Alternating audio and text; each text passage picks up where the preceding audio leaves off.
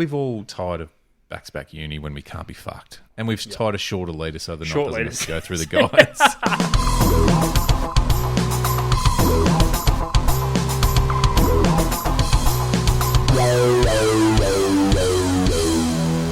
Hello everyone, welcome to the Deep Drop. This is a fishing podcast with me, Luke McCredden, and my friend who is on the road today, Adam Ring. Adam, where are you joining us from? Well, I'm sitting on the balcony of a hotel in Merimbula. Oh, nice. And I drove up this morning, so the morning of recording this podcast, and it pissed down with rain pretty much on and off the entire way until I got to Merimbula. And the sun came out, and all of a sudden it was 16 degrees. And I thought, this is where I'm meant to be. Yes. Could this be the home of our, let's call it, off-site studio? Oh, lock that shit in. Yeah, okay, done. Lock it in. Well, welcome to you and everyone. Thank you for joining us, and it's good to have you back for another episode of the Deep Drop. It's been a big couple of weeks, Adam. There's been a lot of new people jump on board. We've heard from a lot of new people across the socials and stuff as well, getting on and saying they're getting into it. We've had some existing listeners who have messaged this week saying they've gone back. They've done. This has happened quite a bit lately, hasn't it? But they've gone back to number one and they're doing the whole lot again. And I go, no, you haven't. They go, no, I'm serious. I'm up to number 7. I'm like, fuck, hats off. Hope it still holds up.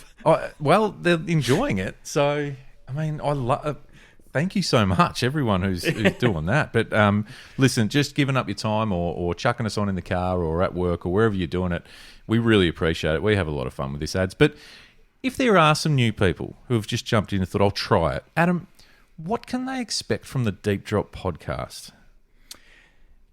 As we've just kind of touched on, the Deep Drop podcast is kind of like the universe. Okay. Just goes on forever. Well, potentially. You can just... It's infinite. It's infinite. You can go back and indulge. We've just had people going back to episode 1. We're 136 in. And not just go back to episode 1, but go back to 1 and enjoy it. Yeah. Count us down through to episode 7 for one certain listener that reached out. Amazing. It's awesome, and I appreciate it. And I'm so happy that people are doing that because, Luke, way back when, 136 episodes ago, spanning a couple of years, we said we wanted to create something that was based around fishing, was topical, but didn't get old.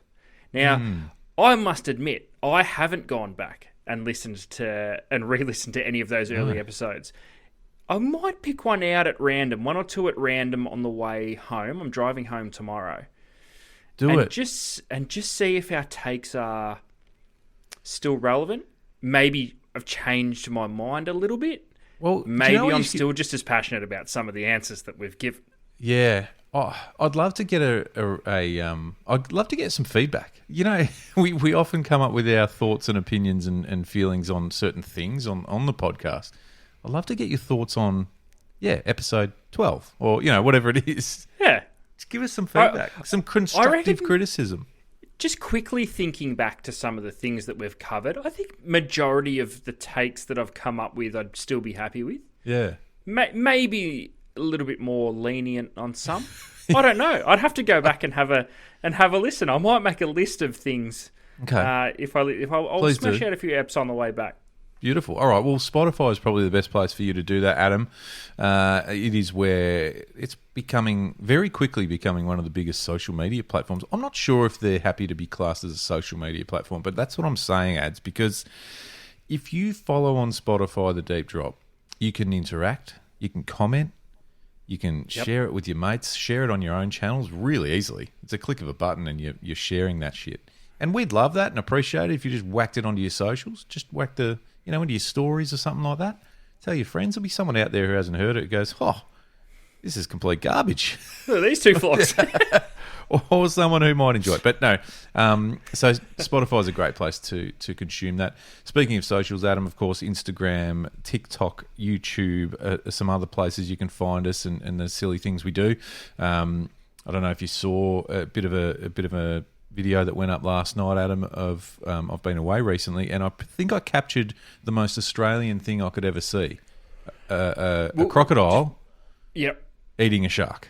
Yeah, I saw it, and I've got a few questions about the last trip that you've been on, and that was one of them. Oh, okay, because righto. Well, we'll leave it. It's surely not some shit. Maybe you do see it every day up there. I don't know. I don't know. We'll get into that. Does it get any more wild than that? Yeah, oh, mate. It's So there's that. So there's a lot of that fun stuff. A lot of reaction videos. People seem to follow them a bit, ads, and have some fun with them on Instagram. So thanks for sending those in.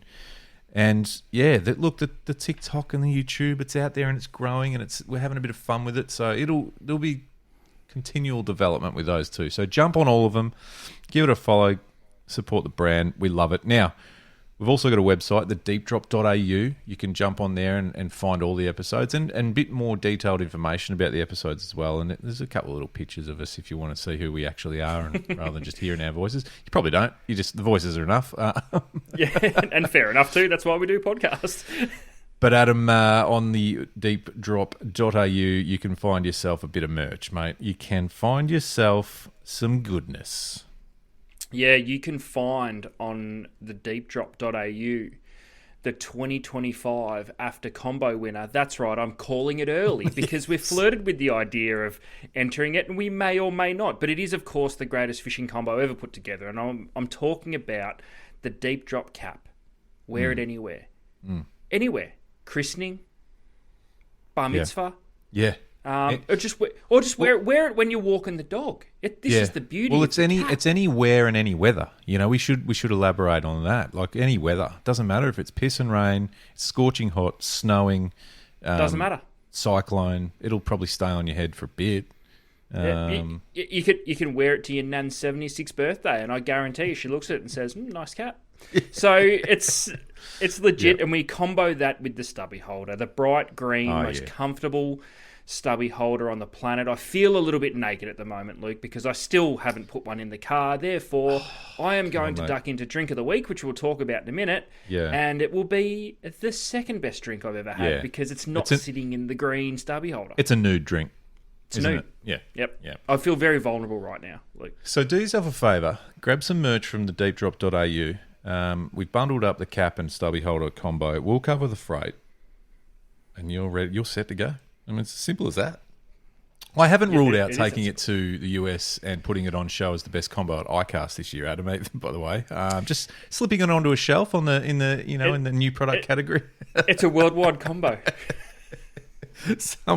You know what? They would probably look at it. Everyone would look at it and go, "Okay, it's interesting," but they can't find it on their sheet. They're trying to. All right, I don't want to vote for it, but I'm interested to know a bit more about this deep drop. Anyway, so there you go. So thank you for that, Adam. So the deepdrop.au. Check out the podcast, check out some info, and check out the merch. And, we'll be putting bits and pieces up there as it comes to hand too. So not a bad place to do it. Thank you very much, everyone, for jumping on and having a look. You mentioned Drink of the Week ads, so you might as well kick off, albeit nude. Well, not you, but your drink. Yeah, the drink's nude because I haven't got a stubby holder, but I'm tucking into... Hear that? Yeah, I did hear that. That was nice. Not as nice as if it had a stubby holder. Yeah, I know. It was a little bit... it wasn't amplified. It's like a swish in the NBA, They must mic the net. Yeah, That's a great sound. This can's not mic'd, but I'm ducking into a goat. Look, there it is. Oh, okay.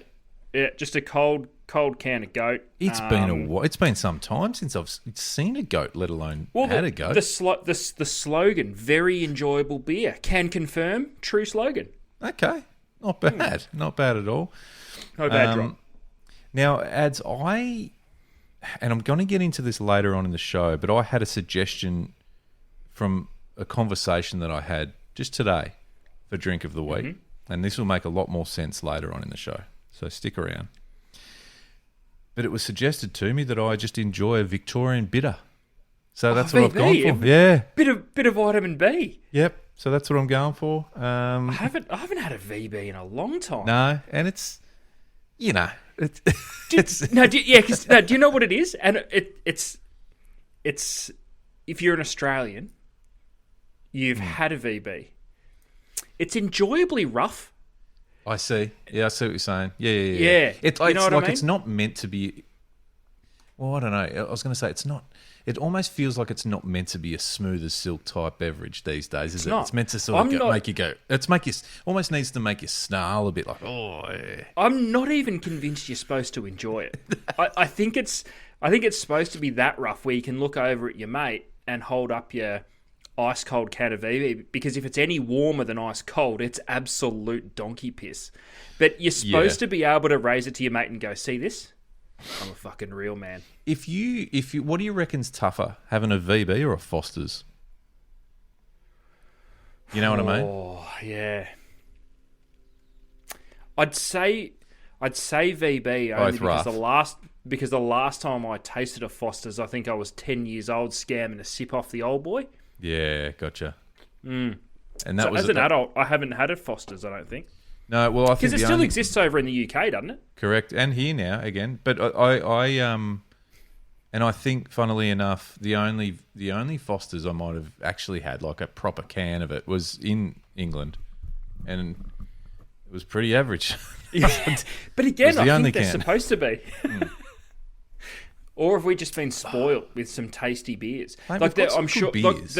the real men would be looking at us, me sipping on a goat, going, pussy. Yeah. Sometimes, like, if I walk into a pub or somewhere, or and I look around the room and I go, these blue collar guys they're legit, and I enjoy mid strength beer. I'm not ordering a mid strength when I'm around that crowd. No. Do you reckon give us your hardest beer you've got? And they go, excuse me. I'm like, I'll just have a mid strength. Get out of here, pussy. Do you reckon there's a bowls club in Victoria that doesn't serve VB? Well, I don't know, because, that's a good question. But Carlton Draft is kind of the one that's just everywhere, isn't it? I feel as though the drafty took over when VB changed their formula, and anyone might think that I'm a hardened pisshead knowing that this has happened, but it's not the case. No. There's a cult hero that's starting to manifest itself on the deep drop, and we mentioned him, I'm pretty sure it was last week, in the form of Neil Drummond. And he gave me the full rundown because he was a passionate VB enthusiast. Yes. Would wake up at 3 a.m. to crack a VB just to... just to get stay hard, just to stay hard. And he conveniently and passionately told me that VB fucked themselves by changing the formula because he changed over to drafties. Shit, and those guys would know the formula too. They would taste it and they'd sniff it. I could smell it. I reckon it'd crack the can and go, nah, something's awry. He got mentioned on the socials during the week. There were a couple of boys that knew Drummo and threw him in when we were talking about Junners. So, if you ever said to me, what are your thoughts on Drummo straight away? Junners, VB, and Siggy's and onion sandwiches for lunch. Was it? Is that what it was? Duck home for an onion sandwich and a VB. Yeah, a couple of beers and an onion sandwich. 6 durries. Oh, what a time. Anyway, so, good. Well, hey, I mean, we're not doing it tonight, but coming up maybe in the next few weeks, top 6 beers. Top 6 rough beers? Just beers. Just, I don't know. Yeah, because there's so many. Around it. And sort of exclude craft beers. Like, do you know what I mean? Yeah. So it's like, I don't know. Yeah, you're old school. Yeah. We'll have a think about that. But there's a lot these days. There never used to be. Oh, it's awesome. Anyway. I have had a fair crack at beer over the last few days. Let me tell you that, Adam. Yeah. Now you're quickly setting up base as the home away from home in this beautiful country that is Australia. So, Luke, just give us a very. I've got some questions. I know where you've been. I don't know how it went, but I know where you've been, and I have questions. No. Where have you been? Well, today's the first time we've actually spoken, I think, since I got back the other night. It was last night. Yeah, fuck. Yeah. Last night. Listeners might be aware that a few weeks back we reported on a trip that I was on, which was up to Bathurst Island in the Tiwi Island group. Went back up there again last week. So trip 2 of 3. You've still got one to go. Is that correct? Yes, correct. Yeah, nice. Yes. Nice. Magical part of the world, obviously, as you can imagine, adds warm tropical, wild, and dude. yeah, it's quite fascinating. About a half an hour plane ride from Darwin, which is on a little plains. Shitter. Plane's an overstatement. Yep. We were in the biggest we'd been in yet, which was a 6-seater, I think. The last couple massive. of times was 2-seaters, and the young guy, they're all young pilots, by the way. I think they're getting up their hours out there doing that. And he lost GPS signal halfway across and had an engine overheat. So we were feeling good about landing. Let me tell you, it was all happening. And then we got there and she's right, boys, all good. Yeah, they just slap another couple of D batteries into it and off it goes. And listen, I was flying in my plane with Cord Lucas, who people might be or maybe not familiar with, who runs Wilson Fishing here in Australia, which is a big company with multiple brands like Xeric and Duo and Mustard, Light Fibre and Mustard. Yep. And Cord has been on millions of those small planes, travelling all over the country and all over the world. And he could read that panel up the front like it was he reads it very well. He knows everything, what it all means. And he said when we got off, he goes, he's gonna need to put some time into that engine because there were some serious alarms coming up there. And I'm like, Jesus Christ. Fuck that. It's exactly what you don't want to see or hear when sitting on any size plane. I don't care how big it is. No. Anyway, we got there and we got home, so happy days. And yeah, just spent a couple of beautiful days with Cord and Graham Wilson, who is the family part of the family founding that company, and which was pretty cool. And obviously did some fishing ads, which was also pretty cool. And I've got questions because it's what we do. Yeah. And just because we're mates doesn't mean I don't have questions for you too. But good. Very quickly, we'll get to what we touched on at the start of the show. You legitimately saw and filmed yeah. a crocodile and a shark having a fist fight. Now, what the fuck is that? So let me paint a bit of a picture, and it's not unfamiliar for anyone who's spent any time up in that part of the world. Crocs everywhere, like obviously. Sharks everywhere. Like you can't look out over the water without seeing a fin. And they come in around the shallows, and lots of those small bronzies and small whalers and small bull sharks and whatever. There's heaps of different types of sharks. They're always, and they coexist with crocs, and they quite often will swim side by side, or the shark will swim into the croc, and the croc sort of just gives it a look and fuck off. They don't really bother each other. This particular shark, which you don't see in the video, was hooked. We were casting some lures off the beach, and it ate a lure, came up into the shallows. I think it spat the lure or it bit the lure off. I can't remember. And then kind of found itself in a position where it was small enough that it could easily flip itself around and swim off. But I still think part of it thought, I'm in a bit of strife because there's a croc right here. I don't know how a shark thinks. But obviously a bit of flapping around on the water's edge, croc's like, I'm in. And it doesn't take long because there's always a croc within 20, 30 metres of something. And this big, they're all females that live around this particular island, and this big female swam straight up, had a munch, but didn't commit, wasn't committing. This was all just, we were just standing there like 10 metres away. This is fucking wild. And then another smaller one came up and said, I'll have a go, and had a bit of a nibble, but nothing really happened. This shark was just still thrashing around. And the big one came back and had a bit of a chew again, grabbed its tail and thought, oh, here we go, it's going to just take off with it. And also what you don't see in that video is that shark swam off. The crocs went, nah, not my cup of tea. They played with it. Like, it was... There's a lot to unpack there. I get it. There is. The first thing that comes to mind is, was there any more casts had off said beach? Absolutely. Yeah. What the fuck? Just don't splash or stand still? Are they like Tyrannosaurus Rex? You're not waiting. Are they like T-Rexes? You just stand still, or what's the go there? No, listen, I shouldn't promote that. We obviously, it's not like we're wading through the shallows casting lures. We're very much droning poppers out. Well, I want you to know from a safe distance. Yeah, the crocs are, you sort of go the other way, and to be fair, they don't there was one arvo that kept popping its head up and disappearing and came a bit close. But you're not standing on the water's edge. Let's put it that way. And we're also within with a lot of the guides there, so they're kind of across all that, and you just can't be complacent up there. So now having seen it in the flesh, what's the apex predator of that region? Is it the sharks or the crocs? Crocs, 100%. 100. Only, and the reason I say, and I don't know. Look, I'm not, certainly no expert. I don't reckon there's a shark that. Oh, Jesus, I don't want to say this because I might be wrong. I was going to say I don't reckon there's a shark that could take down a croc up there. I reckon there'd be sharks big enough that would go, but I just think, the way crocs, the way they sort of get around, they're just like they own it. They're cagey. Yeah. You wouldn't say a shark's cagey.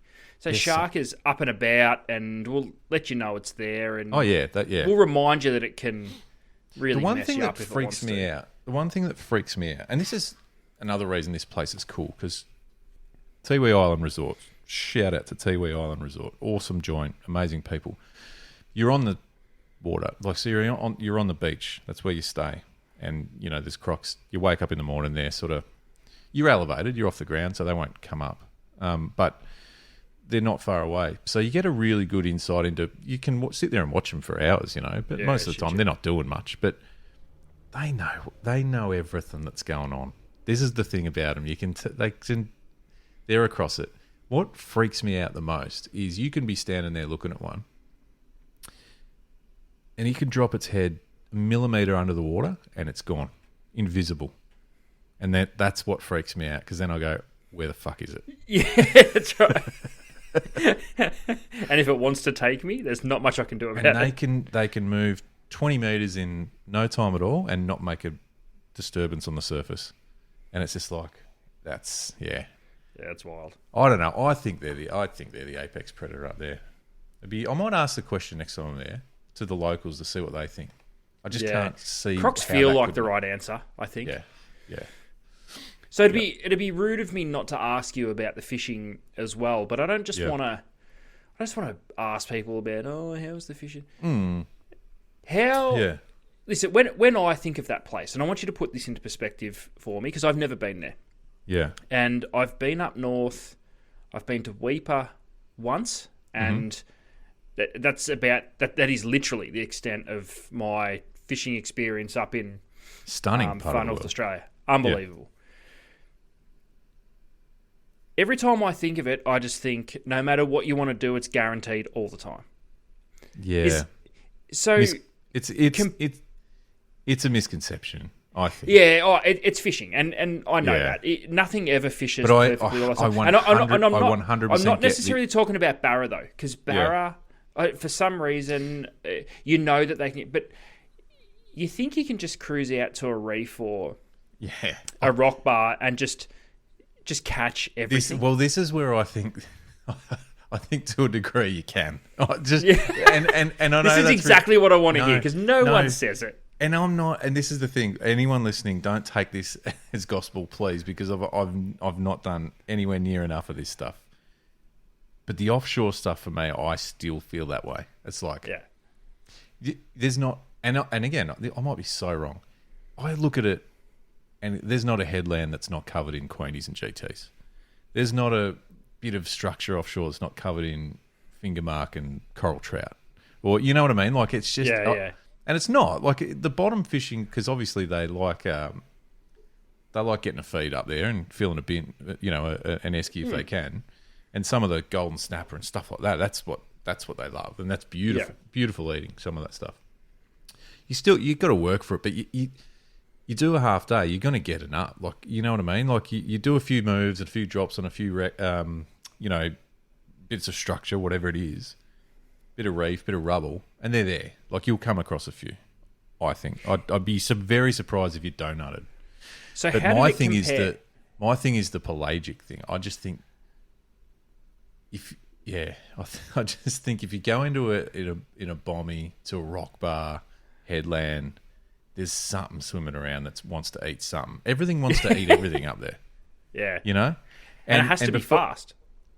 Before we go on, Adam, we've ticked one off.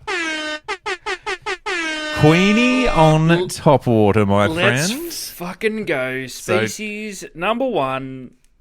Tick. Nice. 9 to go. Nice. And do you know what? Now, I do want to say this. I reckon I could have probably ticked off another 1 or 2.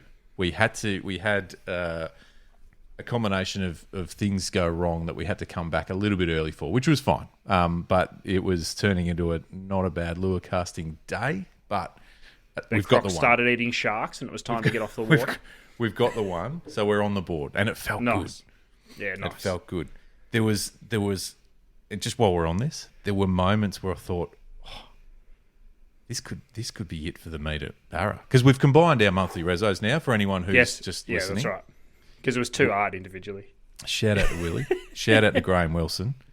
Early in the first morning, knocked off a 90, and I went, oh fuck. Oh shit, we're a chance. We're a chance. Yeah. Didn't get it done, but I just wanted to let you know that I fucking worked hard. Hopes were high. I think I got a 73, 72 might have been, Good. and a couple good fish. and might have been a couple of 70s and a 72 or something. So I was stoked because obviously that's my absolute PB. I was really happy with it. But when I saw one of the mid 70s and then a 90, I thought, oh my god. This could be the time where we really. Anyway, but no, look, it was good. I chucked around some top water lures around the place as well, just sort of around the resort, and hoping might have been a school of threadies go through, but that's okay. We're at least one down. Yeah, we're on the board. We've got one. That's good. Okay, we can relax now. Yeah, we can breathe. It's good. So successful trip. Good trip. Give us a real quick trip 1 or trip 2, just rapid fire. Fishing. Yep. I think trip 2, barra were bigger and more of them. But having said that, trip 1 casting around those offshore headlands was a couple of big GTs, big Queenies, and so it sounds like we need a decider. Well, trip 3 is going to be a solid decider. I think this is what it's going to be. So watch this space. If the trend of barra continues, the meter barra is in play. Oh, if we get that one. We need tides and everything to go our way. But again, listen, massive shout out to Tiwi Island Resort. Halley fishing, just the food up there. I'm pretty sure I come back overweight every time. Worth it. So it's absolutely... yes. So, but the focus is firmly on monthly resos. So that 9 species on top water to go. You're, from all accounts, in the zone at the moment to knock off potentially, salmon off the beach ads. I don't know if you've got your gear. I don't know how the hammy's feeling. No, hammy's good, but unfortunately, this trip has turned into very much a smash and grab. I drove up this morning, and I'll be driving home tomorrow morning. So that's okay. Long overnight, but I've got ideas, and I'm going to talk to you about it or about them while we're not recording, because I'll just park that. Okay. Someone asked me while we were away, because we were talking about a couple of people that were on the trip were familiar with the deep drop, and were talking about the species on top water, and said, there were a couple of questions around it. One of them, would we count a shark? Like because those little sharks in and around the beaches were very aggressive. If it smacked a stick bait off the top, does that count? My immediate reaction is absolutely. 100% yes. Yeah. Okay. Yeah. Of course it counts. So it doesn't matter if it's not bycatch, because we sort of discussed the other day about if, that's what it was, because it was like if you get a little salmon whacking little palm-sized salmon doesn't count. All right. Well, and I don't even know if there's a legal size on sharks, but we're not keeping it, but we're certainly claiming it if it's a top water bite. It counts. Okay. Anyway. Yeah. All right. Well, I'll keep at it, but yes, good trip, good to be back, and plenty of. I can't help but the focus is for. I've got this list right here of monthly resos. I'm all in. Like, we need to really get stuck into that this 6 months coming up, ads. I don't want to get to the end of the year and sit there going, yeah, that's pretty shit. We really haven't done anything.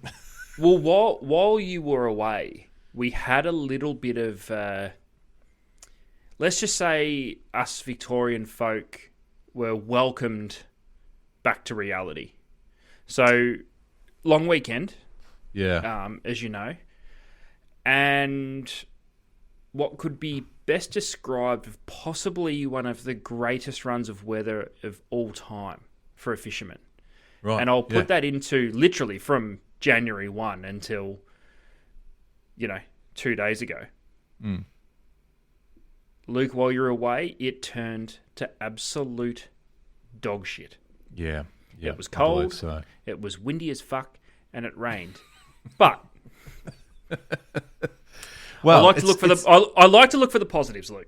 And there were some positives to be taken from the dog shit weather that we had over the long weekend. And I'll list a few. Okay. Got another coat of paint on the house. That was a good get. Good. So, yeah, if I can't be knocking off monthly resos, I may as well be knocking off chores. Yep. In my travels today out east, the rivers are flowing. Okay. There has been some water here over the last 3 days, and I don't know how much more we're supposed to get. I don't think there's any forecast for any unreasonable amount of rain. Give it a couple of weeks. If the systems down here weren't already fishing off their head, they're going to be out of control. It's out of control. There was still a marlin caught last week up here. That's late. Bloody good. So fishing's been really good, and I think is going to go nuts. And from what I hear too, they got some rain out west. So it's the universe taking the piss a little bit. Yeah, it was I was going to say that. It was, of course, the close of trout season. Trout, yeah. I know. Thanks. They can get as much rain as they want. No, now the trout are safe. So bring back the cormorants. Fuck them. Hey, I actually saw some cormorants the other week when I was down. Did you warn everybody that it just could end the fishery as they know it? No, it already has ended it, apparently. Having said that, some of the western rivers are still open, and remain open. Yeah, correct. So, anyway, might be a trip down to Hoppies.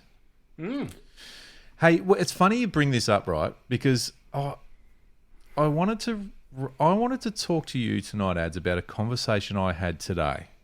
And you might go, "Oh, Luke, who did you speak to today?" No one. That's right. What are those conversations? In a dialogue? No, not even in a dialogue. Oh, watch this space if you're on the socials. But I've embraced AI. I said it. I love this already. I'm strapped in. I'm ready. My algorithm now is all about AI. So I'm getting everything in my social feeds is just funny AI shit, and I'm here for it. I am here for it. Anyway, I thought, you know what? I don't talk to AI enough. I don't ask it enough questions. So, given exactly what you just touched on, and us being based in Victoria, albeit you're not right now, I said, what fishing should I do in Victoria in winter? And Meta AI, that's who I was talking to, came back and said, Victoria's got some sweet fishing spots, especially in winter. The sweet reference is kind of cool. Talking my language already. Did it actually say that? You're in for a treat. Some popular winter fishing options in Victoria include 1. Snapper. Head to Port Phillip Bay or Western Port for some snapper action. 2. King George whiting. Try the coastal waters around Phillip Island, San Remo or Inverloch. 3. Australian salmon. The surf beaches along the Great Ocean Road like Apollo Bay and Lorne. Squid. Try fishing at night in Port Phillip Bay around piers like the one at Frankston.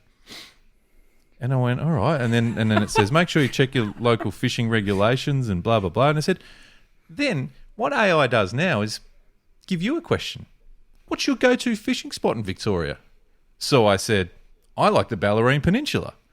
And AI said, the Bellarine Peninsula's got some amazing fishing spots. You've got the ocean, bays and estuaries offering a variety of fish species. Went into a bit more detail and then said, you had any favourite catches down there recently? The fuck? So I thought, I'm just gonna throw a spanner in the works here, and just to see if I can stump AI a bit. And I said, nah, but I visited Tiwi Islands last week, and Meta AI said, Tiwi Islands, that's a real Aussie adventure. The islands are known for their stunning natural beauty, rich indigenous culture, and incredible wildlife. Did you visit Bathurst or Melville Island? Oh my god! And I went, oh, Bathurst Island, and then she went into detail about Bathurst Island and said, fishing's supposed to be top notch there. What was your favourite part of the trip? I'm like, I feel like I've met a new friend. And hang on. So then I went, nah, this might go on for a bit. So I went full change of direction, just to see what would happen. So I went with, have you heard of the Deep Drop podcast? Just out of nowhere, AI goes, are you autistic? The Deep Drop podcast is a popular Australian fishing podcast hosted by Luke McCredden and Adam Ring. Both hosts have extensive experience in the fishing industry. By the way, I don't think we've ever written this down somewhere, so I don't know. This is the podcast's unique format features the duo discussing various fishing-related topics, but goes into massive detail. Some episode highlights include episode 135, discussions on NBA logos. And it goes into like about 5 different highlight episodes, and then goes, if you're interested in fishing or enjoy humour-infused conversations, the Deep Drop podcast might be worth checking out. And I said, I host it. and AI said, no way.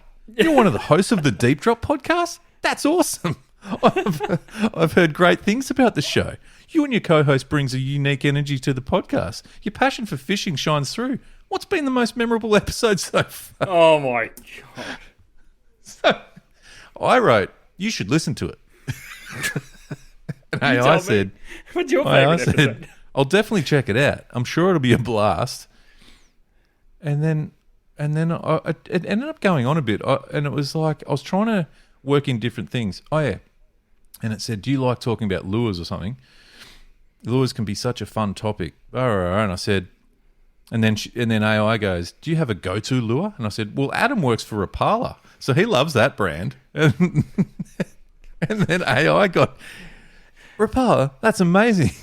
And does Adam have a favourite Rapala lure he swears by or is particularly proud of? And I wrote, he loves the Crush City range. This is like me and a mate having a beer. And then AI tells me all about Crush City. So I asked AI, what's your favourite Rapala lure? And AI said, what do you think about the effectiveness of shad imitating lures like the Crush City shad? And I said, good choice. You really should go fishing. And then I thought, nah, you know what?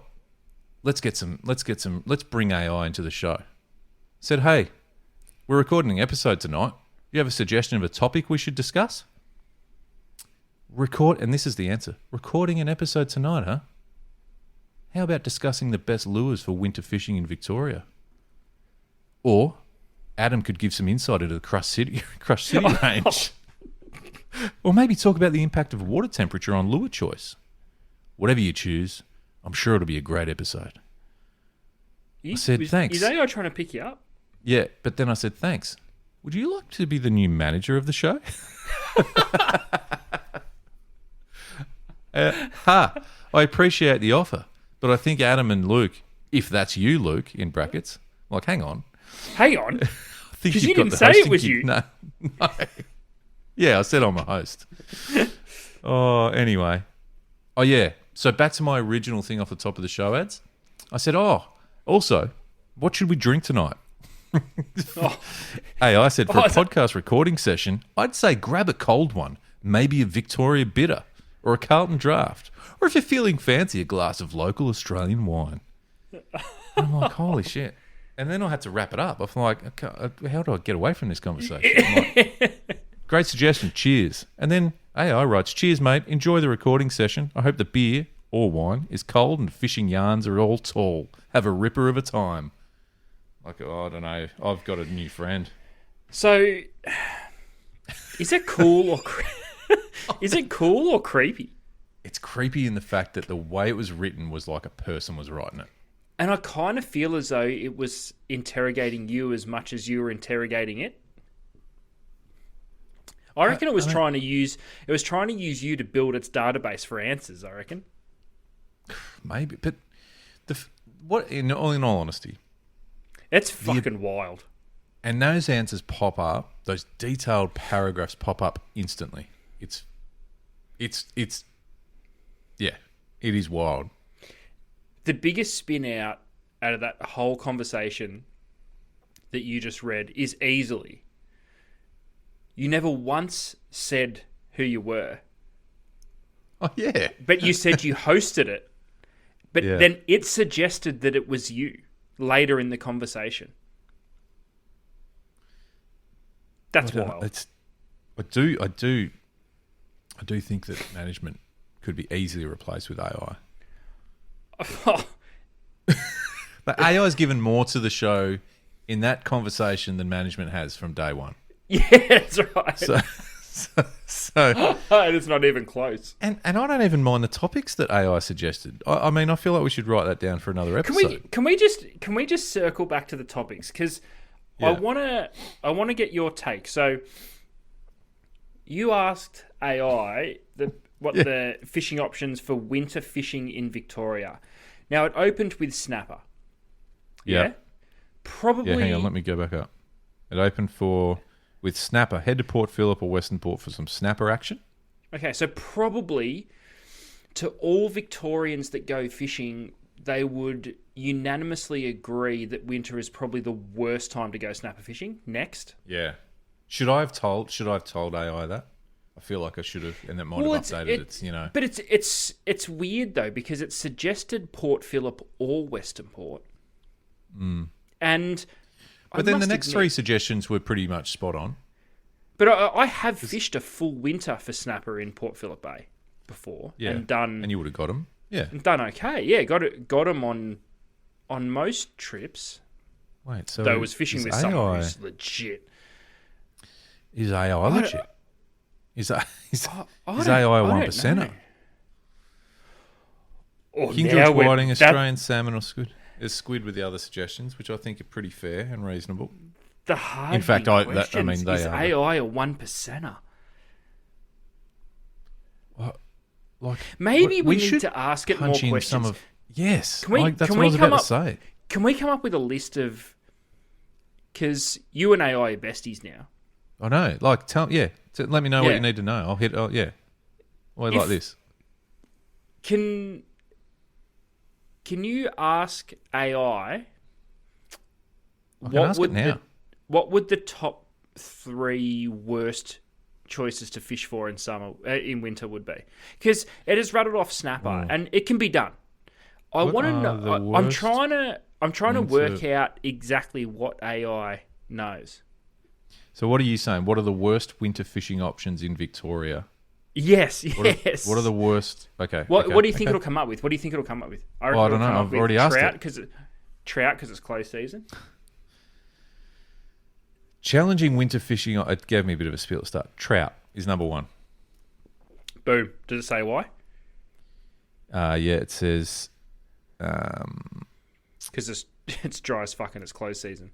Trout can be caught in winter. The cold water and harsh weather conditions can make it tough. That's not really why, though, is it? No. Success often depends on small decisions and tweaks in fishing skill and confidence. And then it has some options. Brim in closed estuaries. Oh, it's getting technical. That is technical. What about this? Oh, hang on.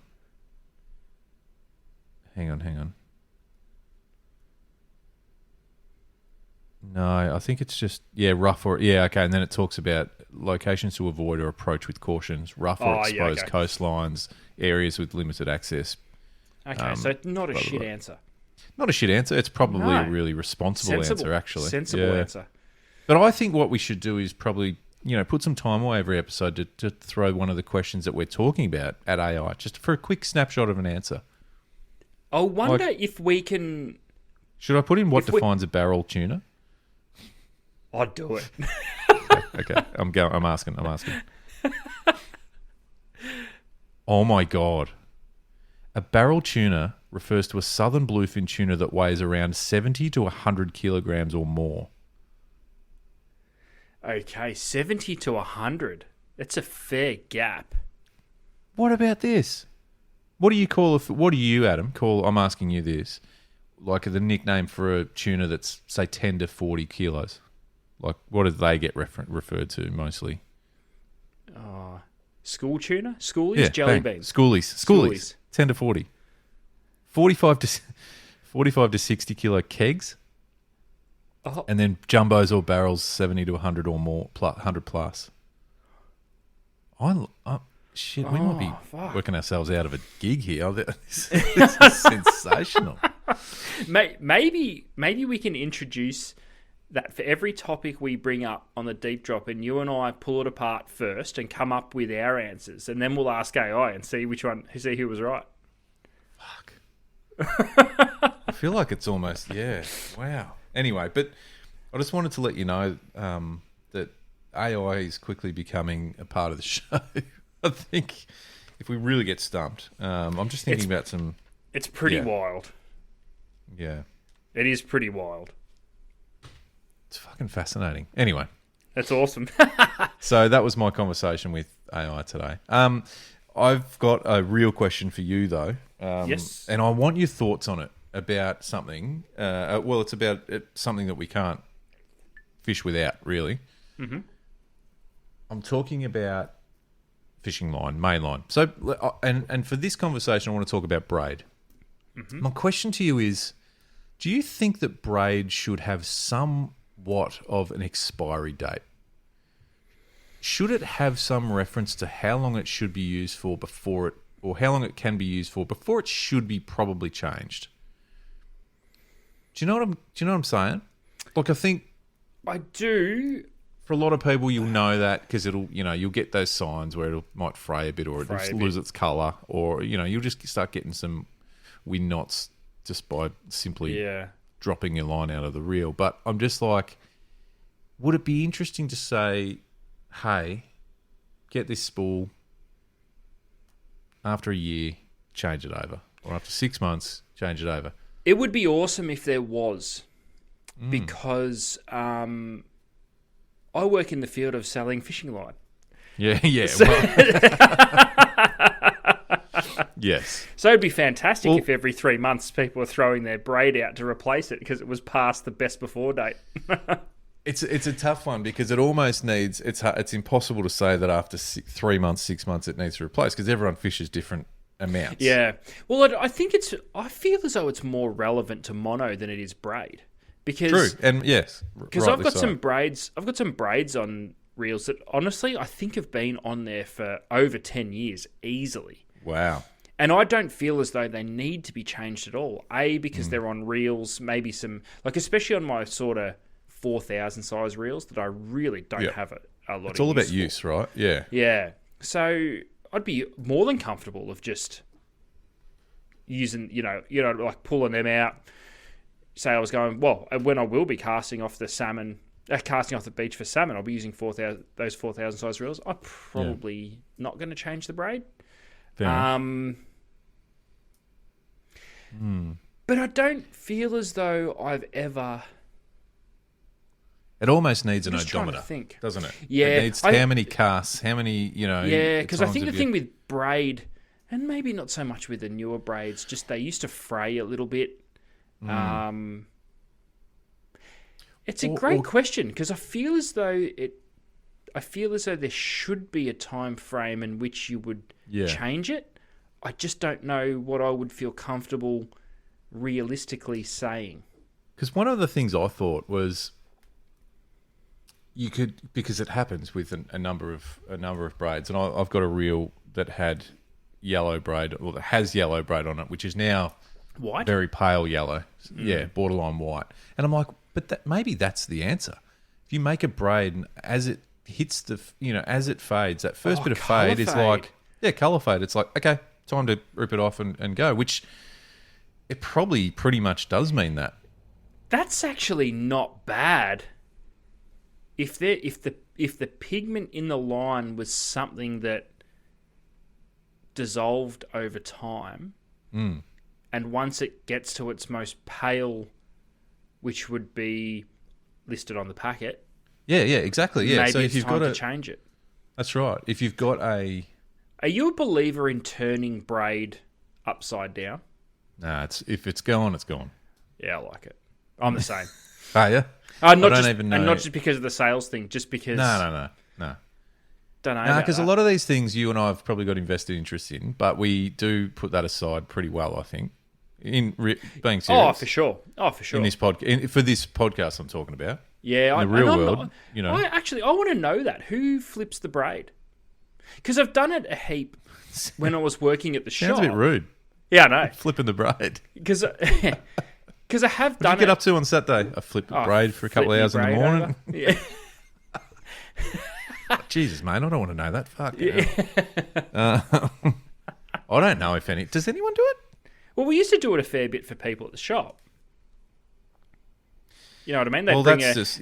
They'd bring a reel in, and they want you to reverse the braid, which was always a little bit of a pain in the ass because it had to go on. I think I always managed to convince them, then another spool, and then back on. Nah, fuck that. I think I always managed to convince them they just need new braid. Yeah. You were just a pushover. You just did it for them. Yeah, I did.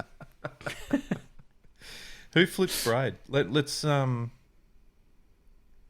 that question. Let us know. I've never done it because it's a fucking critical part of what you're doing when you're fishing. It is. You could argue that it is very high up in that, and we've had the conversation on this podcast before. I feel like we'll revisit it at some stage about what's more important, rod or reel. Yeah. And we had scenarios where we felt the reel was more important, other applications where we thought the rod was. Yeah. Jesus, there's a strong argument for braid or your main line being top one or two most important pieces of kit. You're right, because I've rage quit more fishing trips because of the braid than rods and reels. Yep. Mate, I nearly did it, and we did a bit of a content shoot, like Lee Rayner and myself, and I was using the braid in question, actually, the one I'm talking about that's turned white, and it had just given up. It had retired, and it didn't tell me, and I was having how did it let you down? Was it not holding knots properly? Was it wind not knotting? Holding knots properly? That was the biggest one. That's not holding knots properly. Because you start doubting your own knot tying capability. Well, it did. Do you know what I did? And I'm not ashamed to say this. I said, Lee, can you tie me a knot? Tie my leader on, because whatever the fuck I'm doing right now. Did he bag the shit out of you? No, he tied it, and I trust his knots. If you're ever going to trust someone's knots, it's that guy. And I popped one of his after a couple of casts. And I just went, and he said, yeah, you need a new line. I said, well, thanks, mate. We're fucking 3 kilometres up a fucking river. Speaking of knots, I'm going to send you a photo right now. I want you to... And it just starts looking shit too, doesn't it? It does. And you don't feel comfortable with stuff that looks shit. And I know that sounds a little bit... It sounds a little bit vain, but... No. It's a thing. Mate, it's when you think about it, right? And this is where you're not only you're fishing, like some people might only fish once a year. If your main line, whether it's mono or braid, lets you down, it's ruining your fucking one chance of fish for that year or month or week or whatever it is. B, you're losing lures or terminal tackle that's tied to the other end of it, or you know what I mean? So it's a combination of fuckery is what it is. It's a pain. It's a pain. But have a look at that. I've just sent you a photo. Okay. I want you to describe... Sorry, I'm still in my AI conversation. I just need to get out of that. I want you to describe to the people listening what this is. So I picked up... A quick backstory before you describe it. So I picked up that combo for someone that you and I both know very well, Luke. Right. And yeah. I won't I've got name questions, names. but you go. Yeah. I won't name names because I don't want to embarrass him, but his initials might be David Kramer. And he I picked up this combo. Just explain that to me. What is it? Well, firstly, I'm happy to find out that it's not yours, because I don't know It's whether not we could mine. be mates if that's a knot that you've tied. So I'm looking at so it looks like a game rod, or Correct. a heavy overhead rod. There is a very large, slightly rusted swivel, which still could be yours, but it's not. You've said It's that. We won't name attached- names, but it's not mine. It's not yours. That's hooked over the guide. But this swivel is tied onto fairly heavy leader, from what I can see. Let's just say it's probably 300 pound, I reckon. In what it's tied directly on the terminal. He's 200 to 300 pound. He's got 300 pound leader direct to terminal for starters. Yep. The knot I can only describe as Marge Simpson's hair. Yeah, it's the true definition. If you can't tie knots, just tie lots. Oh, and multiplied by 1,000,000. That's But there No, is I a don't couple like of that. things. But there is a couple of things in that knot that are highly impressive. And as I've mentioned once in tonight's episode, I like to look for the positives. So there's a couple of things in there that I didn't know could be done. A, that you can uni knot. You can attempt to uni knot line between 200, 300 pound. And B, it's a bloody good effort to pull that down. Now, listen, I wouldn't say it's cinched up nicely. It's not cinched up nicely. And I also wouldn't say I that may that's have been- already pushed the tag through a couple of the uni knots. Well, you can tell you that you have, actually. But I also would hazard a confident guess that hasn't been connected to a fish either. It hasn't No. really been tested, I don't reckon that. No, and you know the giveaway on how you can tell there hasn't been a fish attached? The dead giveaway. Yeah, I don't know how. The snap What? swivel's still there. Yeah. Yeah. But it's- tell me that's not the ultimate. It's fucking rough out here. I'm Yeah. cold. I'm cold. And I really don't want to do anything about this, but I feel as though I should at least try and get a lure back in the water. Try and do something. And we've all been there. We've all done we've it. all Like, been there. and as I must say, I have reached a new level of FG knot tying, and I'm Nice. really proud of it. Remember back in the day that you and I very, like, me and you, Scotty Harps, shout out Scotty Harps, when it first became a thing, Scotty learned it. He was early on. He got onto it real quick, real early. Yep. And he taught us, I'm going back fucking hell, 15 years or something, Yeah. more. And he taught us in the shop, and we all practiced it for hours, and clearly it was the middle of winter because there was not many customers. We all got pretty good at it, but it was like, well, I know you probably got better at it because you're better at that stuff than me, but it was like a slow process. It was wrapping, it was doing sections at a time, and it was... Yep. I'm now at the point, and I don't want to, toot my own horn. I'm knocking them bad boys over in a minute, and I've also come to learn that I think I put too much. I think I overcomplicated it. Yep. It doesn't need to be that hard, and it doesn't need as many half hitches, and the half hitches don't need to go to alternate. There, I said it. No, I couldn't agree more. Do you know what else I've settled into with an FG? Yeah. All mine now are fucking tiny. Remember you used to wrap 50 wraps and the things were half an inch long? Mate, Yep.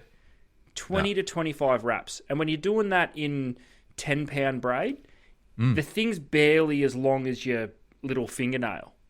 Never had one let go. No, I agree. And do you know what? And again, shout out to Cord Lucas, who we were away with last week. I was talking to him about it, and I watched him do one. No shit. If it was 20 seconds, it was exact. Like he did them in a blink of an eye. Art. Yeah. And what he said though was, I think he did 3 half hitches at the end of it. And he said, what you'll find is you can smash these out. You could you could double the time and probably make it a bit longer. And he goes, but you do these, and you might time a bit more often. But he said it's so much easier. And it's so much quicker, and when you're on the water fishing, you don't want to be fucking about. Because it is a prick of a knot to tie. It I don't care is, how and good at it you are, it's a prick of a knot to tie. Yeah. But his point was, like, you'll see it. And if it starts looking shit, cut it off and do it again. And it takes, like I said, him 30 seconds, me maybe a minute, whatever. Yeah. And I'm like, yeah, that's a great way to think about it. So anyway, I just wanted to bit of self-promotion there. Yeah, because it is a hard knot to... it's a hard knot to master, but it's a hard knot to have it fail on you. You know what I mean? Like, as long as you can get at least 3/4 of it pulled down, those weaves wrapped, it's not going anywhere. No. And look, we've all tired of back-to-back uni when we can't be fucked on the water and stuff like that. When we know we shouldn't. And we've tied a shorter leader so the knot doesn't have to go through the guides. We've all done it. We've all done it. Yeah. But anyway. And we'll all continue to do it again. We will, absolutely. But we should, So I just want, who's flipping the braid? What is the lifespan of braid? Should there be an expiry date on a packet? What are the giveaways that it needs to be changed? We've kind of landed on probably colour fade. If it looking a bit, I won't say frayed, but a bit if it looks shit, change it. If it looks shit, change it. Maybe they should be printed on the packet. If it looks I would buy that braid because I appreciate the honesty. The honesty. Can you imagine that, picking up a packet, flipping it over to see the specs, and it said, if it looks shit, change it. Yeah. Yeah. 150 metre, beautiful, fresh braid you're putting on your reel, and you just to be reminded, you look at the packet and again, if it looks shit, change it. Yeah. Noted. Thank you very much. It's awesome. Perfect. Makes perfect sense. All right. Now, it's time for this, my friend.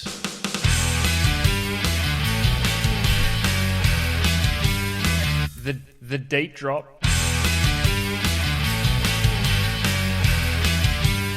Top 6.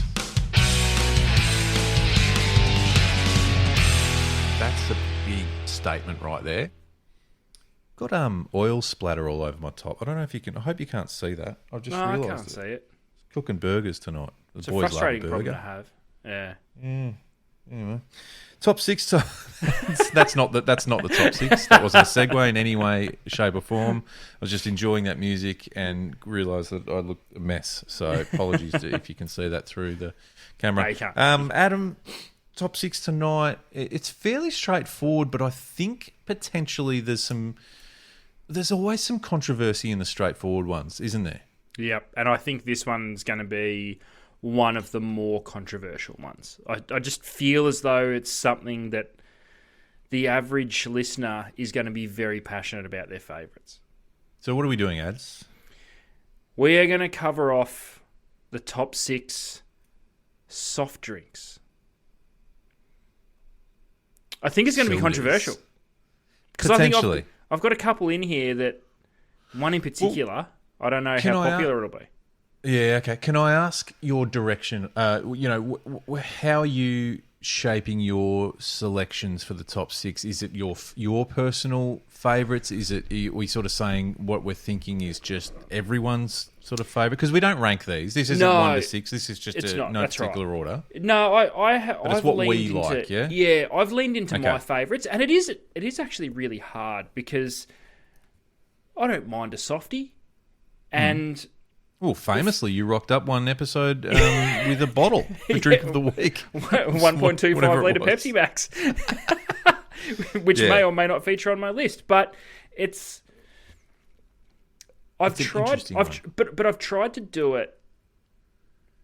I've tried to actually think about it because it's easy to rattle off what in our case, we're picking our three most favourite, and then if we cross over, we've got a couple of backups. But yeah, if it was always, well, not always. Sometimes we cross swords on this one. But we're saying the 3 that we would go in and buy above anything else. I've gone for a similar, but different. The ones that when I take the first sip, I'm like, oh fuck yes, like every time. Yeah, good. Yeah, good. Okay, well that should be how you purchase it anyway, isn't it? Like. Yeah, but like every now and then, I'm trying to think of one that might not be on the list. But that's all right. I get you. Yeah. Oh well, let's kick in. Let's rip in. You kick off. You're the soft drink connoisseur of the team, and just for our American friends that might be listening, sodas. Yeah, soda. Top 6 sodas. Is that right? I don't know. Fucking sounds weird. Let's go. Let's do it. I'm gonna open with just an easy one that you'd expect to be on every single list. But here we go. Number 1, Coca-Cola. Full noise, full sugar, red can, Coca-Cola. And Yeah. I purposely said can. Coca-Cola out of the can. I will accept glass bottle. It is a different flavour. I don't care what anyone says. It is. It's still glorious, but I'd prefer a can. Yeah. That's interesting. Glass bottle is pretty sweet, but Yeah, glass bottle's nice. All right, well, look, similarly, as far as no big surprise, picked up a bit of traction as a TikTok trend recently. Number 2, Sprite. Yeah, nice. I've got it on my list. And are you speaking of such trend where they neck like a 600ml bottle and then they try and speak and it sounds like the devil comes out of them? Yeah, that's the exact trend, and I don't mind it. Have you tried that? Have you tried the trend? No, should we do it? We should try. We should do it. I've never done we'll it. do it. We'll do it. Let's do it. All right. Sprite I like though. Yeah, good. Good start. Strong start. Good, strong start. All right, I'm going to throw a... I don't think this will be controversial, but I'm very interested to see your thoughts. But here we go. Number 3, Dr. Pepper. Ooh, interesting. Interesting. I feel like Dr. Pepper is a love or hate. Correct. I'm a fan. You a fan? No, I'm not. I'm not going to beat around the bush. I'm not. And that's okay. That's okay. We're all friends here. It's just more Dr. Pepper for me. That's fine. Yeah. Yeah, you can have it. But it's an I reckon... It's an acquired taste. Yeah, but I think it's very popular, isn't it? Yeah. Is it? Yeah, I think it is. Is it still around? Yeah, it's still around. Right. But yeah, it's a cracker. I like Dr. Pepper. And is it Pepper? Correct? Yeah. So I've just been... Yeah, you know, we've had young kids in the last 10 years, so Peppa Pig comes to mind and it's tea. Yeah. All right. Okay, good. So number 4 for me, I think, is probably still a very strong choice. I think it's pretty solid. So what are we up to? 4, yeah, sorry. Yeah, number 4, Solo. The Thirst Crusher. Yeah, and it's exactly that.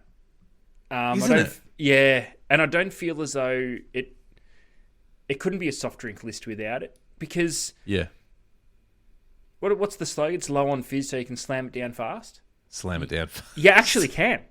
You can. Yeah. Yeah. It's genuinely one of the only soft drinks that if you're parched, it kind of hits the spot. You're right, because a soft drink you wouldn't say is a thirst quencher. No. It's just solely mouth pleasure. That's all it is. Can I just say, from the good people at Solo who have come up with the tagline, it's exactly what it is. Yeah. And you almost feel like you're doing the Solo a disservice if you drink it like a normal person, like just sipping on the can. You've got to neck it. Smash it. And crush the fuck out of the can afterwards. Yeah. Can I just throw a question in? I know we're halfway through the top 6. Cans, as a general rule, are better, aren't they? Yeah, I think it goes without saying. Because I'm just looking through this Coke, even Sprite, Dr. Pepper, Solo. Your can would be the choice. Yeah. Anyway, 100%. I don't want to digress too much or deviate, but Well, my next and final pick, from what I'm aware, is not available in a can. So already it's a controversial pick. And I think this one will be controversial. And I don't drink it a lot, but when I do, literally every single time, I think I need to drink this more often. Mm. So number 5, Portello. Dude, it's on my list, and I'm not even joking. It's one of the best softies. Is it still around? It's still around, and the bottle looks exactly the same. There's one brand, one version. I don't know what it is. It's just Portello. No, it's Portello. And it when you started saying you didn't think you could even get it in a can, I thought, he's not going to say it, is he? He's not going to go with Portello, is he? So amazing. It needs to be. I feel as though it needs to be available in a can. Well, you're right. I've never had it in a can. I've never seen it in a can. No, the closest you've ever seen to Portello in a can is, I think I think there's one of the alcoholic. There's like a Portello vodka or some shit like that. That's Is in the there? can. Are you kidding me right now? Portello vodka. 100%. Fucking writing that down. Yeah, this is next week's drink of the week. Never sort of. seen that. Um, You bet your ass it's going to be next week's drink of the week. But Portello, I think it's possibly one of the most underappreciated and undervalued soft drink that's ever existed. Under spoken about, under discussed, underrated, undervalued. Thank you very much for putting that on the list, because I sure as shit was going to put it in at number 6 if you didn't. Wow. And tell us if we're wrong. If there is a can, let us know. We'll buy a slab. But if you try, and tell us that we're wrong about Portello, no, you're wrong. I actually didn't know it still existed. To be honest, I thought I don't reckon I've had one since I was probably late teens. Honestly, so good. All right, I'm going to round it out with another. Look, I haven't thrown in too many curveballs on this one, but I don't think you can, to a degree, have a top 6 without featuring number 6, Fanta. Yeah, okay. Oh, No. It's not much support for Fanta? No, not really. Do you know what it is? It's one of the drinks for me where if it's there, I'll have it and go, yeah, not bad. But I'm never going to buy a bottle of Fanta. I'm going to put my hand up and say, this is one that I've put on the list purely because there's a bit of, it's a bit, I don't even know when I had a Fanta last. There's only one time in my life where I had a Fanta once that my oldest daughter and we still reference and speak of to this day. And it was a post-mix Fanta at Wet n Wild. It was about 4 years ago. It was one of the most, I don't know, just because it was hot as balls and it was humid as shit. And but it hit the spot, didn't it? Mate, Addie and I still talk about it way more often than we should. We'll spot someone with a Fanta and go, oh, remember that Fanta? Like, it was amazing. It was that good. This is why it needs to be in the top 6. Yeah, it's a moment. It's a moment drink. Maybe I'm underselling it. No. Yeah, okay. A moment drink. I love that. It is a moment drink, isn't it? Because when you want a Fanta, every day, nothing else will settle. Nothing else will work. And if you just almost happen to stumble across one, it works. It's right for that moment. Yeah. Okay, I'll pay it. No, you've sold me on it. I like it. I like it a lot. Have we basically listed all Coca-Cola company drinks? Well, this is unintentionally. Unintentionally. This is not a paid ad, but unless they well, want it. It could be. But just quickly, like very quickly, we'll go back through the list, and I just want to throw a little. We're going to put this to bed once and for all. So straight up, Coke or Pepsi. First thing comes to your mind, go Coke or Pepsi. Coke. Exactly. Sprite or lemonade. Sprite. Exactly. Fanta or Sunkist. Fanta. Exactly. It's It's unfortunate. Yeah, it's well, for who? Well, for they're doing okay. Though, let's be honest. You know what I'm saying? They're doing all right. The only one that I would say is close is the Sunkist and Fanta. Yeah. Okay. That's the only one that's close for me. I think Coke shits on Pepsi, and I think Sprite shits on lemonade. It's not that I don't like the other ones. No, and if they want to get involved in the show, we can soon make this top 6 list disappear. Correct. we can manipulate the show. Who does Dr. Pepper? So very quickly, just before, because I've got some things that I need to talk about on the back of this list. But very quickly, round it. What was the top 6? Go for it. Okay, Coca-Cola, into Sprite, Dr. Pepper, Solo, Portello, Fanta. It's a solid top 6. It's a solid top 6. It's a solid top 6. There hasn't been too many sort of vending machines around the world that hasn't really cashed in on those 6. You know what I'm saying? I'd probably say Dr. Pepper is probably the most controversial out of that list. Well, I think we'll hear a few people say, "What the fuck is Portello?" Potentially, I'm just saying, and that's not where I stand. I'm a massive. I would have it at number one if this was a ranked me too. No, me too. list. Me too. Would you? Seriously. Wow. I just feel like we learn a bit about each other in this show ads. Like we've known each other for years, and that's the first time we've ever landed on the share of our love for Portello. It might be the first time we've ever said the word Portello in each other's presence. Potentially. Like, seriously. Fuck. We had a soft drink. We sold soft drink at the tackle shop when we were there a million years ago. Why didn't we get Portello? Don't know. You know what I'm saying? Well, someone wasn't doing their job. The rep for whoever was bringing shit in. Yeah? Oh, they were good people. Yeah, but they didn't have... The biggest customer was the staff. yeah, because just a gold coin donation for a drink. So anyway, honourable mentions. Well...